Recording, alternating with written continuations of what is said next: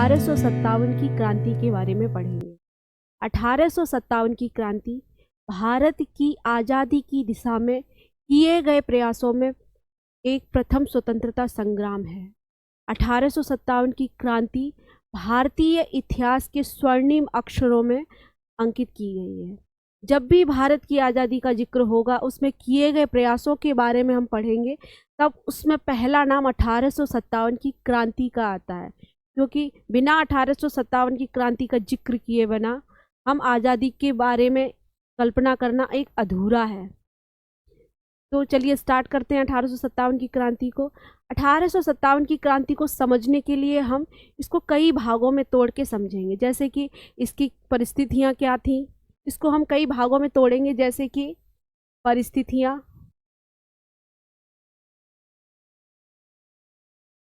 क्या थी, दूसरा उद्भव कहाँ हुआ पहली बार,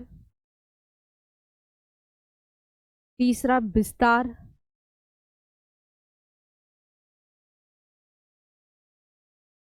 चौथा क्रांति के असफल होने के कारण,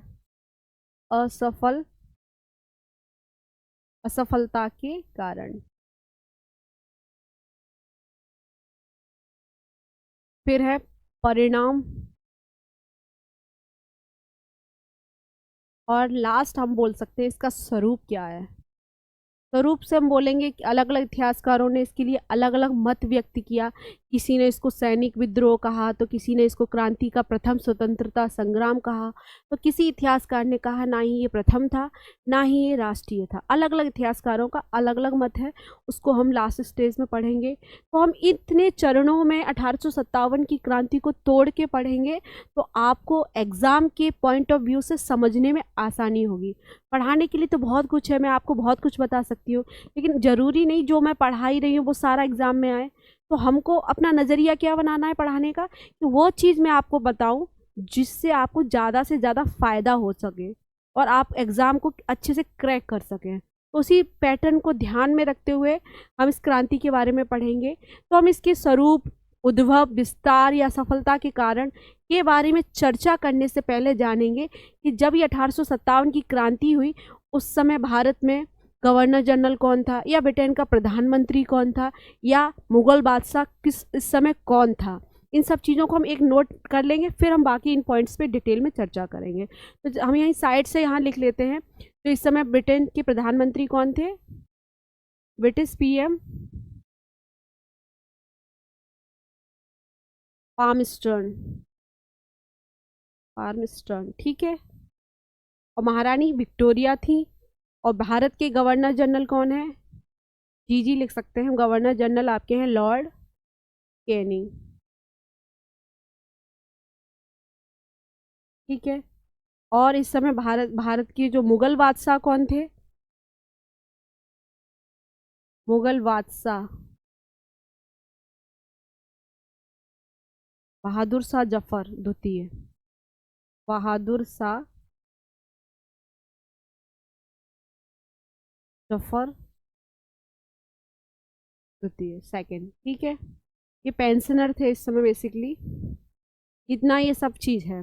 और इस समय और क्या पढ़ेंगे इसके बारे में जानना चाहिए कि इस क्रांति को फैलाने के लिए क्या क्या हम लोगों ने प्रतीक चिन्ह का उपयोग किया था। तो इसको फैलाने के लिए हमने प्रतीक चिन्ह के रूप में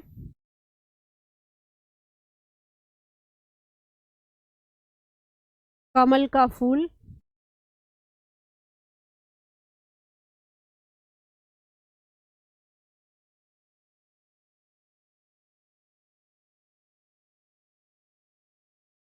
कमल का फूल व रोटी का प्रयोग किया। ये कमल का फूल रोटी का क्या है, जब इसका उद्भव हुआ उस समय, उससे पहले हम लोग मतलब भारतीय जो जन आंदोलन जन नेता थे, जैसे कि आपके अलग अलग क्षेत्र में, चाहे अवध हो या झांसी हो या ग्वालियर हो या सतारा हो, इन सब एरिया में लोगों ने मन बना लिया था कि अब हमें एक ऐसा विद्रोह या ऐसा क्रांति करनी ही पड़ेगी जो अंग्रेजों को बराबर का टक्कर दे सके, या उनके सामने हम अपने आप को दिखावित कर सकें। इसीलिए इन्होंने कमल का फूल लेते थे और रोटी लेते थे, उसको गांव गांव जाके एक दूसरे के हाथ में देते और कहते कि अब क्रांति होगी। इसके लिए इन्होंने डेट भी निर्धारित की थी 31 मई की, लेकिन समय से पहले ये क्रांति स्टार्ट हो जाती है, इसलिए ये भी एक रीज़न होता है इस क्रांति के असफल होने का। तो हम इसके बारे में बारीकी से अच्छे से पढ़ेंगे। तो पहले हम इसके बारे में परिस्थितियाँ समझते हैं कि परिस्थितियाँ क्या थी। तो परिस्थितियों में अगर हम इसको तोड़ें, परिस्थितियाँ, परिस्थिति क्या है? तो 1857 की क्रांति की परिस्थितियों को हम लोग 4 भागों में तोड़ के पढ़ेंगे। पहली हम मनाएंगे राजनीतिक परिस्थिति क्या है, राजनीतिक। दूसरा रीजन हम पढ़ेंगे आर्थिक।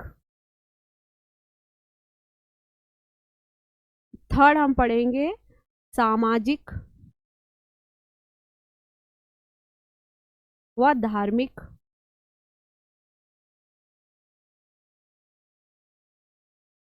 और फोर्थ पढ़ेंगे हम लोग सैनिक। सैनिक में तात्कालिक रीजन भी साबित होगा, आखिर ऐसा क्या त्वरित निर्णय था, ऐसी क्या परिस्थितियां बन गई कि हमें एट द टाइम क्रांति करनी पड़ी। तो अगर हम राजनीतिक की बात करें तो 1857 से पहले थोड़ा सा अगर हम जाएं 1856 या 54 के आसपास के टाइम पे, तो उस समय भारत का गवर्नर जनरल कौन है? आपके लॉर्ड डलहौजी। ये मैं आपको प्रीवियस क्लास में बताऊंगी किस तरीके से बंगाल का गवर्नर जनरल भारत का गवर्नर जनरल बना। वो 1833 का जब चार्टर एक्ट आया, उसके तहत भारत जो बंगाल का गवर्नर जनरल था उसको भारत का गवर्नर जनरल बना दिया गया। इससे एक चीज़ और क्लियर होती है कि अब 1833 से 1856 के बीच में भारत में जो ब्रिटिश ईस्ट इंडिया कंपनी एक व्यापारिक कंपनी बन के आई थी, वो अब एक प्रशासन के रूप में नियंत्रण स्थापित कर चुकी थी। मतलब जो ब्रिटिश ईस्ट इंडिया कंपनी के जो वर्कर हैं, कर्मचारी हैं, वो लोग या जो उनके नेता ग्रुप के जो गवर्नर हैं, वो भारत में प्रशासनिक रूप से हस्तक्षेप कर रहे हैं। वो हस्तक्षेप ही नहीं कर रहे हैं, वो भारत के राज्यों को हड़पने की नीति अपना रहे हैं। मतलब वो साम्राज्यवाद की नीति का विस्तार कर रहे हैं। कहा जाता है 1802 में जो लॉर्ड वेलेजरी था, उसने अपनी कार्य पद्धति में शामिल किया कि मैं अब भारत में ब्रिटिश साम्राज्य की जगह भारत का ब्रिटिश साम्राज्य बनाने पे फोकस करूंगा। तो वही उसी नीति का परिणाम था कि 1833 के बाद जो भी गवर्नर जनरल आए, उन्होंने ऐसी ऐसी नीतियों का प्रचार किया, उन नीतियों को पालन किया जिनके द्वारा वो भारत का साम्राज्य में अधिक से अधिक विस्तार कर सके, ब्रिटिश साम्राज्य में मिला सके। अब वही जब अंग्रेज, ये जो व्यापारिक कंपनी है, जो एक व्यापारिक कंपनी के रूप में आई, धीरे धीरे जिस तरीके से उसने मैसूर को जीता, मराठों को जीता, निज़ामों को जीता, जिस तरीके से धीरे धीरे पंजाब होते होते पूरे भारत पे जो कब्जा कर रहे थे, इनकी इस विस्तारवादी नीति का जो भारत के जो राज्य क्षेत्र थे जैसे झांसी, ग्वालियर, अवध, सतारा, नागपुर, जैतपुर, इनके द्वारा विरोध होना स्वाभाविक था। इसी में एक 1854 से 56 के बीच में गवर्नर जनरल होते हैं आपके लॉर्ड डलहौजी। डलहौजी के द्वारा कुछ ऐसी नीतियां चलाई जाती हैं जिससे ये जो राजघराने हैं, इनमें आक्रोश की भावना पैदा हो जाती है। पहली नीति डलहौजी के द्वारा अपनाई जाती है, डलहौजी के द्वारा पहली नीति होती है हड़प नीति। हड़प नीति, हड़प नीति। दूसरा कुशासन का आरोप लगा के हड़पना, कुशासन का आरोप लगाकर। और थर्ड उन्होंने लगाया कि गोद लिए पुत्र को उत्तराधिकारी नहीं माना, गोद लिए पुत्र को उत्तराधिकारी नहीं माना, नहीं माना। ठीक है, ये क्या चीज थी? पहली बात तो डलहौजी ने बहुत सारे प्रांतों को जीता, जैसे कब्जे मिलाता गया, जैसे सतारा है, जैतपुर है, संभल है, नागपुर है, झांसी है, बाघाट है, उदयपुर है, इतने सारे प्रांतों को इसने अपने कब्जे में किया। कुशासन का आरोप लगा के अवध को छीना। कुशासन मतलब वहाँ के जो राजा थे वाजिद अली शाह, उन पे उन्होंने कुशासन का आरोप लगाया कि आप अपने राज्य में अवध में सही तरीके से प्रशासन नहीं कर रहे हैं, इसलिए हम अवध को अपने भारत ब्रिटिश प्रांत में विलय कर लेते हैं। अब जैसे गोद लिए गए पुत्र को उत्तराधिकारी नहीं मानना। अब भाई उस समय बहुत से राजा थे जिनके पुत्र नहीं होते थे, तो क्या होता था, एक दत्तक पुत्र की प्रथा चलती थी पहले। दत्तक पुत्र क्या होता था, जैसे किसी राजा के पुत्र नहीं है तो वो एक दूसरे किसी पुत्र को, बच्चे को गोद लेके अपना दत्तक पुत्र घोषित करता और उसी को उत्तराधिकारी अपना घोषित बना दिया जाता। लेकिन इन डलहौजी ने इसको मानने से अस्वीकार कर दिया। इसके तहत उन्होंने झांसी को कब्जा कर लिया। झांसी की रानी की दत्तक पुत्र को उन्होंने मानने से अस्वीकार करते हुए उस पे उसको हड़प नीति के द्वारा कब्जा किया। इस तरीके से जो क्षेत्र थे आपके, चाहे झांसी हो, चाहे आपका बरेली हो, चाहे आपका फैज़ाबाद हो, दिल्ली हो या अवध हो, इन सब एरिया के राजाओं को आक्रोशित कर दिया, नाराज कर दिया। इसके बराबर राजनीतिक कारण है। राजनीतिक कारण में एक कारण और हो सकता है कि जैसे पेशवा थे या आपके बाद मुगल बादशाह बहादुर शाह जफर थे, इनकी पेंशन को बंद कर दिया गया। तो इन लोगों को पहले तो गद्दी पे से हटाया गया, फिर इनको पेंशन भी ख़त्म कर दी गई। इस तरीके से इन लोगों के अंदर आक्रोश था, एक ऐसी क्रांति करने की ये लोग ताक में थे कि किसी भी तरीके से अब ये लोग मतलब सहने की शक्ति सीमा ख़त्म हो गई। उस तरीके से जब कहते हैं सहने की शक्ति ख़त्म हो जाती तो आक्रोश या विद्रोह होता है। तो जब सहन शक्ति भारतीयों की ख़त्म हुई, उसी का परिणाम था कि 1857 की क्रांति हुई। ये है राजनीतिक रीजन। और आर्थिक रीजन के बारे में हम पढ़ें तो 1857 तक आते आते अंग्रेजों के द्वारा भारतीयों के आर्थिक धन का बहुत अधिक मात्रा में दोहन किया जा चुका था। भारतीय लोगों के उद्योगों का विनाश हो रहा था, उनके उद्योग धंधे खत्म हो रहे थे, एग्रीकल्चर पे बहुत बुरा असर पड़ रहा था, अकाल की दृष्टि थी, अकाल पड़ रहे थे। और अकाल पड़ने की स्थिति में भी ब्रिटिश सरकार के द्वारा बराबर लगान वसूली की जा रही थी, जिससे भारतीय जो किसान थे उनके ऊपर अत्यधिक बोझ पड़ रहा था। ये भी एक आक्रोश का कारण था। एक आक्रोश का कारण ये भी माना जाता है आर्थिक क्षेत्र में कि उस समय एक डाक बिल पारित किया गया था। डाक बिल में क्या होता था कि अगर किसी ब्रिटेन के ब्रिटिश का लेटर है तो उसको लेटर पोस्ट करने के लिए कोई टैक्स नहीं देना पड़ेगा। वहीं जो भारतीयों के द्वारा या भारतीय सैनिक के द्वारा जो पत्र आ रहा है, पत्र भेजा जा रहा है, उस पर पैसे लगाए जाते हैं, 50 पैसे या फिर इस टाइप से अमाउंट में पैसे लगाए जाते थे। जिससे क्या हुआ, एक तरफ तो आप मुफ्त में लेटर वाला टैक्स लगा दिया, एक तरफ पैसे लगा रहे, तो इससे भी भेदभाव हुआ, एक आक्रोश का कारण बना। वहीं पे अगर हम सामाजिक धार्मिक रीजन की बारे में बात करें तो सामाजिक धार्मिक रीजन के बारे में तो बहुत ही कुछ बताने के लिए कि इसमें भारतीयों की जो उनकी रूढ़िवादी विचारधाराएं थी उन पे आघात किया गया था।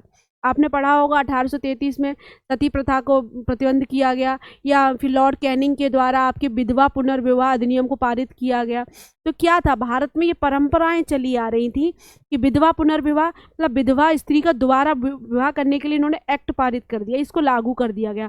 भारतीय तो इसको अपने समाज के धर्म के विरुद्ध मान रहे हैं ना, तो उनको तो इसका विरोध करना स्वाभाविक ही है। भले ये सही है गलत है ये डिसाइड वो नहीं कर रहे, पर उनका कहना है कि हमारी धार्मिक आस्था या हमारे रूढ़िवादी जो विचार है, परंपराएं हैं, उन पे आप आघात कर रहे हैं। इस पे कैसे शांत बैठ सकते थे वो लोग। और सबसे बड़ी बात, धार्मिक रूप से बोला गया कि जो ब्रिटेन था, ब्रिटिशर्स थे, वो ईसाई धर्म का प्रचार कर रहे थे भारत में, और भारतीयों को अधिक से अधिक अमाउंट में ईसाई बनाने पे कार्य कर रहे थे। जैसे बोला जाता था कि भारतीय किसानों को बोलते थे कि अगर आप ईसाई बन जाएंगे तो हम आपके टैक्स सारे माफ़ कर देंगे, आपको कर मुक्त कर देंगे ईसाई धर्म में परिवर्तित करने से। यहीं पर आपको बताना चाहूँगी कि 1813 में पहली बार ब्रिटिश ईस्ट इंडिया कंपनी के द्वारा जो 1813 का रेगुलेटिंग एक्ट आया, चार्टर एक्ट आया 1813 का, उस चार्टर एक्ट के तहत पहली बार ईसाई धर्म प्रचारकों को भारत भेजा गया। भारत में उनको ईसाई धर्म के प्रचार के लिए भेजा गया, कहा गया कि आप अधिक से अधिक संख्या में भारत में ईसाईकरण पर बल दीजिए। उसी का परिणाम था कि भारतीय धार्मिक आस्था को आहत पहुंचना, और उसी का परिणाम था 1857 की क्रांति।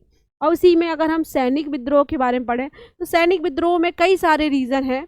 जैसे कि पहला रीज़न ये है कि यहाँ पे इन्होंने ब्रिटिश कंपनी ने एक नियम बनाया जिसके तहत जो जितने भी सैनिक होते थे उनको अपने जीवन काल में समुद्री यात्रा करनी होती थी।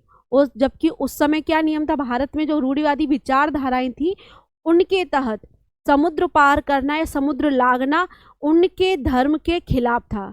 तो धर्म, अगर आप समुद्र पार करके युद्ध लड़ने जाएंगे तो आप धार्मिक आस्था पे चोट पहुंचा रहे हैं। तो सैनिकों को ये पसंद नहीं आया। यहीं पे इन्होंने जब बर्मा के साथ युद्ध हुआ भारत का, तो इन्होंने भारतीय सेना को यहाँ पे बंगाल की खाड़ी होते हुए समुद्र पार कराया। वहीं जब अफगानिस्तान के साथ युद्ध हो रहा था तो वहाँ पर उन्होंने खाने में उनको मांस खिलाया। तो ये उनकी आहत पहुँचाने वाला कार्य इनके द्वारा किया गया।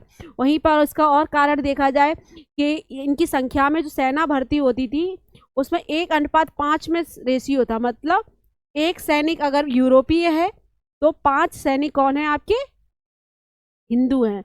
लेकिन उसके बावजूद भी जो इनके वेतन भत्ते थे वो भी बहुत अंतर थे। एक सैनिक होने के बावजूद भी अगर इसका वेतन 50 रुपये तो इसका वेतन 10 रुपये है। रेशियो अनुपात अलग था, इनकी संख्या ज़्यादा होने के बावजूद भी इनको पैसे कम मिलते थे। और कुछ तात्कालिक रीजन बन के आए। तात्कालिक रीजन में अगर हम बात करें तो तात्कालिक रीजन में सबसे बड़ा कारण तो यही बन के आया कि रॉयल एनफील्ड जो राइफल थी, एनफील्ड राइफल में का उपयोग किया गया। उस राइफल के जो कारतूस थे उनके ऊपर सूअर और गाय की चर्बी का उपयोग किया जाता था, और वो कारतूस होते थे उनको दांत से निकाला जाता था। तो सूअर और गाय की चर्बी के द्वारा जो कारतूस बने हैं उनका जो सील है उसको जब खोलने के लिए मुंह से उपयोग करते तो उनको धार्मिक आस्था आहत होती थी। सूअर मुसलमानों में हराम है तो गाय हिंदुओं में हराम है। तो चाहे हिंदू हो या मुस्लिम, दोनों की आस्थाओं को आपने आहत पहुंचाने का कार्य किया। इसी में जब हम ये इन कारणों में तात्कालिक कारण क्या निकल के आया, तात्कालिक कारण क्या हुआ, उसमें बैरकपुर छावनी थी बंगाल में, वहाँ पे विद्रोह हो गया। सैनिक, भारतीय सैनिकों के द्वारा एक बटालियन थी 34 नेटिव बटालियन के द्वारा एक विद्रोह कर दिया गया, जिसमें 34 नेटिव बटालियन के तात्कालिक कारण मानिए उद्भव। उद्भव में पहला घटना कहाँ घटी हुई, आपके बंगाल में। बंगाल में क्या होता है, 29 मार्च को 1857 के टाइम 34 नेटिव बटालियन है, 34वीं नेटिव इन्फेंट्री बटालियन के द्वारा, बटालियन का एक सैनिक है आपके मंगल पांडे।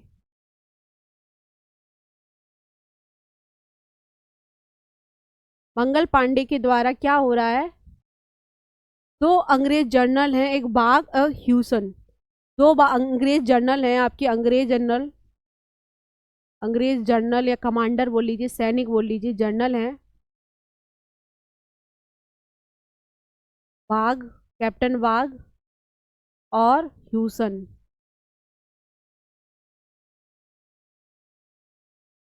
की हत्या कर दी जाती है। मंगल पांडे इतने आक्रोशित हो जाते हैं इन सारे अत्याचारों को झेलते झेलते कि वो गुस्से में आके इन दोनों को मार देते हैं। इसके परिणाम स्वरूप क्या होता है, मंगल पांडे को 29 मार्च को इनको ये किया, इन्होंने ये कांड किया, और 8 अप्रैल को 1857 में इनको फांसी दे दी गई। तो जो क्रांति के बारे में चर्चा, जितने मैंने राजनीतिक, सामाजिक, धार्मिक आक्रोश की कहानी बताई, उसमें एक रणनीति तैयार हो रही थी कि हम लोग एक व्यवस्थित ढंग से एक विद्रोह करेंगे। उसके लिए लोग धर्म जगह गांव-गांव जाकर प्रचार कर रहे थे। जो भारत के युवा वर्ग था उस टाइम का, जो लोग थे, वो लोग गांव-गांव जाके कमल का फूल और एक रोटी देके एक दूसरे को ये सूचना देने का कार्य करते थे कि अब आगामी डेट को, उन्होंने डेट निर्धारित की थी 31 मई की, हम उस तिथि को एक बहुत बड़ा जन विद्रोह करने जा रहे हैं, तो सब जगह एक साथ विद्रोह होगा। तो ब्रिटिश ईस्ट इंडिया कंपनी के जो सैनिक हैं एक साथ तो सब जगह नहीं जा पाएंगे, तो इस आंदोलन में हमें सफलता मिलने के चांस ज़्यादा है। ये इन्होंने रणनीति बनाई। लेकिन उसी टाइम अचानक से क्या हुआ, 29 मार्च को मंगल पांडे के द्वारा एक बाग और ह्यूसन की हत्या कर दी जाती है। उस हत्या के परिणाम स्वरूप मंगल पांडे की को फांसी दे दी जाती है। तो और जो अलग बटालियन है, उनकी जो सैनिक छावनियाँ, उनमें एकदम आक्रोश पैदा हो जाता है कि हमारे सैनिक को इतना मतलब फांसी दे दी गई। इसी में परिणाम होता है मेरठ। तो व्यवस्थित ढंग से अगर पूछा जाए कि विस्तार के बारे में अगर बात किया जाए, इस क्रांति का विस्तार में सबसे पहले मेरठ में स्टार्ट होता है। मेरठ में 10 मई 1857 को मेरठ में एक छावनी होती है, सैनिक छावनी के द्वारा वहाँ छावनी पे हमला कर दिया जाता है और छावनी पे कब्जा कर लिया जाता है। उसके बाद वो छावनी के सैनिक पैदल चल के दिल्ली पहुँचते हैं और दिल्ली में बहादुर शाह जफर को अपना लीडर घोषित करते हैं। कहते हैं कि हमारे नेता कौन है, बहादुर शाह जफर। बहादुर शाह जफर उस समय बहुत एजिड हो चुके होते हैं, तो उस व्यक्तिगत रूप से तो नहीं युद्ध लड़ सकते, लेकिन उनकी तरफ से उनके सेनापति वक्त खां के द्वारा इस आंदोलन का संचालन किया जाता है। तो दिल्ली से अगर पूछा जाए कि आंदोलन का संचालन कौन कर रहे हैं, आपके बहादुर शाह जफर, बहादुर शाह जफर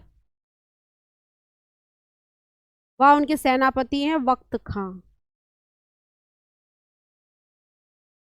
इनके द्वारा 1857 की क्रांति स्टार्ट हो जाती है। अगर आपसे पूछा जाए पहली घटना कब हुई, तो बंगाल में 34 नेटिव इन्फेंट्री बटालियन के द्वारा जो मंगल पांडे ने किया। लेकिन अगर पूछा जाए व्यवस्थित ढंग से क्रांति की घोषणा या कहाँ से जारी की गई, तो मेरठ बटालियन, मेरठ छावनी से।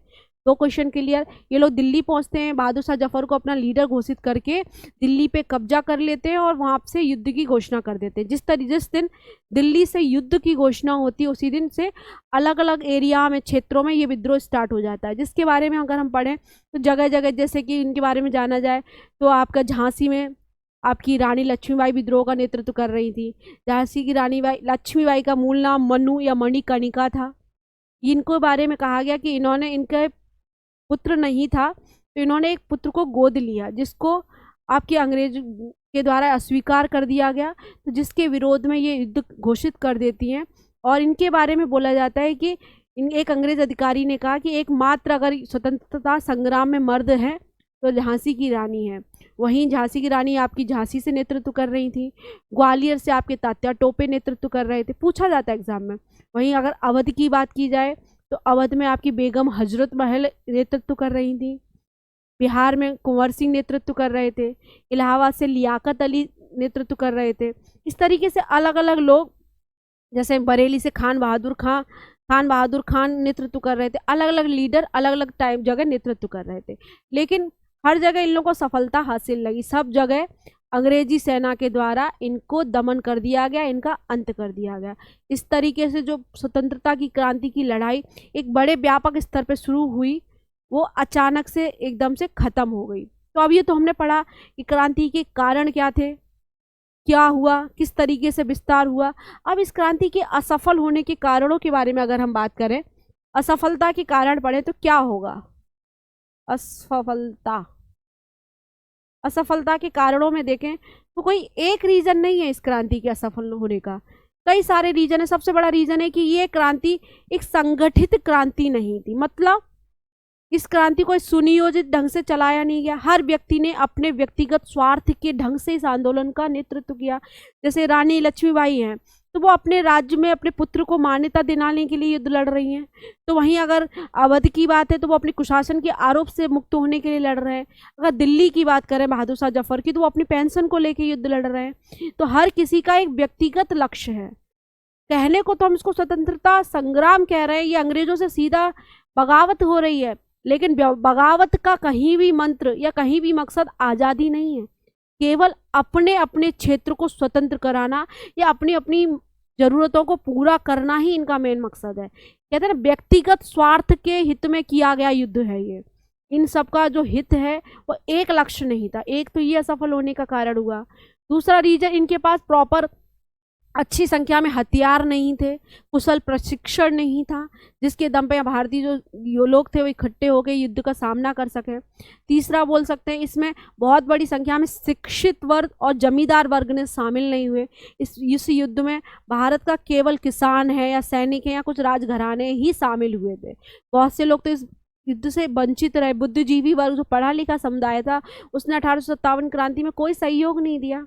और फोर्थ पॉइंट इसके लिए आता है कि 1857 की क्रांति पूरे भारत में नहीं फैली है, ये मुख्यतः उत्तर पूर्वी भारत में ही फैल के रह गई। जैसे अगर हम भारत का नक्शा बनाएं इस तरीके से, यहाँ पे इस तरीके से नक्शा बनाएं, तो इस वाले एरिया में ही केवल क्रांति है, इधर अछूता है, इधर भारत की क्रांति हुई नहीं है। तो ये क्या है ना, कहने को तो जन आंदोलन है, जन आक्रोश हो रहा है, लेकिन जन आक्रोश में बिखरा हुआ है, और वो भी अपने अपने मुद्दों को लेकर लड़ा गया है। इस क्रांति को असफल होना जाहिर सी बात है। वही अंग्रेजों की सफलता का कारण बताएं कि उनकी भले सैनिक टुकड़ियां छोटी थी, लेकिन वो एक व्यवस्थित ढंग से, सही नियोजित ढंग से हमला कर रहे थे। उनको पता था कि किस तरीके से इनको हराना है। वही हुआ इसका परिणाम कि हम लोग युद्ध हार जाते हैं। अब इसके बाद नेक्स्ट पॉइंट आता है कि इस क्रांति के परिणाम क्या निकले। परिणाम अगर हम परिणाम की बात करें तो 1857 की क्रांति के परिणाम को तात्कालिक और दीर्घकालिक दो रूपों में देख सकते हैं।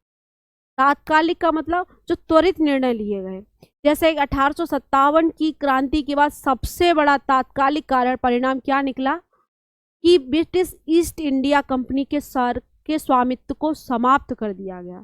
ब्रिटिश ईस्ट इंडिया कंपनी की सरकार को खत्म करके शासन साम्राज्ञी महारानी विक्टोरिया के नाम पे कर दिया गया, और ब्रिटिश भारत को जो उपनिवेश बनाया था वो उपनिवेश सीधे रानी के नेतृत्व में चला गया। रानी के नेतृत्व में एक भारत परिषद का गठन किया गया, और इन क्रांति के ही बाद पहली बार 1858 में भारत शासन अधिनियम पारित किया गया, जिसमें ब्रिटिश ईस्ट इंडिया कंपनी को समाप्त करके शासन साम्राज्ञी के नाम पे हो गया।